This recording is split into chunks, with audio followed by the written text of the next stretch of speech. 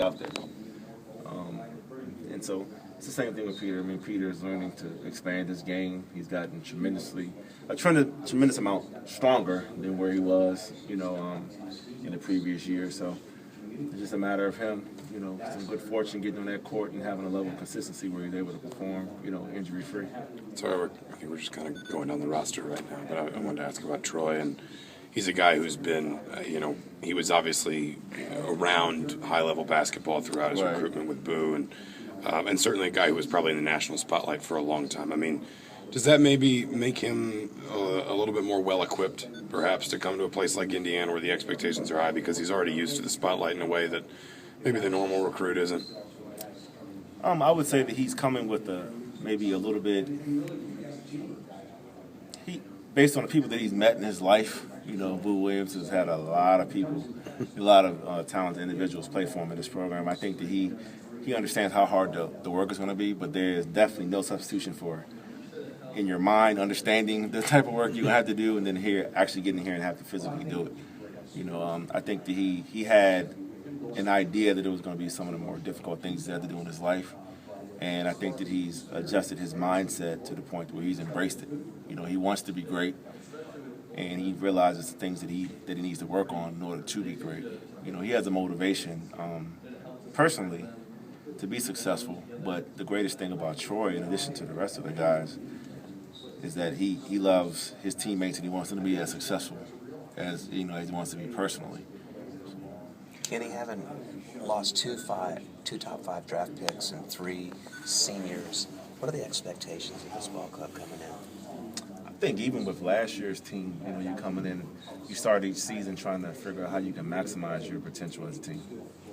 So, wherever that may be, I believe that, whether it be this year or sometime in the near future, this team is going to win a national championship, this program. And, in that pursuit, it's still going to be the same goal of trying to just maximizing ourselves as a team, trying to get as much as we can out of this unit. I think we have so many versatile moving pieces. We're young. There's no doubt that we don't have much experience, but we're extremely athletic and extremely competitive. So I wouldn't put any limitations on this basketball team. I mean, we're definitely not putting any limitations on ourselves as a staff, and I think the players, they're working in such a manner that they truly believe sky's the limit.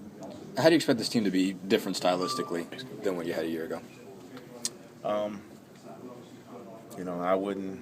We're not preparing to be any different. I think we're constantly trying to push the envelope, trying to see how fast we can be, how up-tempo we can play. We obviously, with the team being as young as we are, it's a big emphasis on making sure that we have a lower turnover ratio, making sure that we pass the ball very well, and we're constantly looking for an opportunity to really defend the basketball. You hope that the length and athleticism that this basketball team has will translate to a better defensive basketball team. I think we've constantly been making strides toward that, for the entire time that Coach Crean has been here, with becoming a better basketball team. And I think that, as you can see through recruiting, what he's trying to do is continue to bring in these versatile players who have the length and athleticism, but also not sacrificing the core fundamental values that you have on a basketball court, which is the passing, the shooting, the ball handling. So, where's this team at just in terms of basketball IQ right now? I mean, you've obviously been able to work with them, a few hours a week, for the last couple of months. How have you seen those guys progress through that, and where are they compared to where you would expect them to be as young as they are? Well, I think that you do a lot of it through recruiting. I mean, they're students of the game. It's always, I always preface it, it's always hard to determine, how they'll perform, until you actually get under the lights. But as far as general basketball IQ, understanding the game of basketball, they're at a high level. But also their pursuit of wanting to gain knowledge, has already started. It's not like we're going to get to this first practice here and all of a sudden we're going to try to find out, okay, well, this guy know this, this guy know that. I mean, they've actually been studying, they've been asking questions, they've been watching film. They've been in here through individual training. We've broken things down.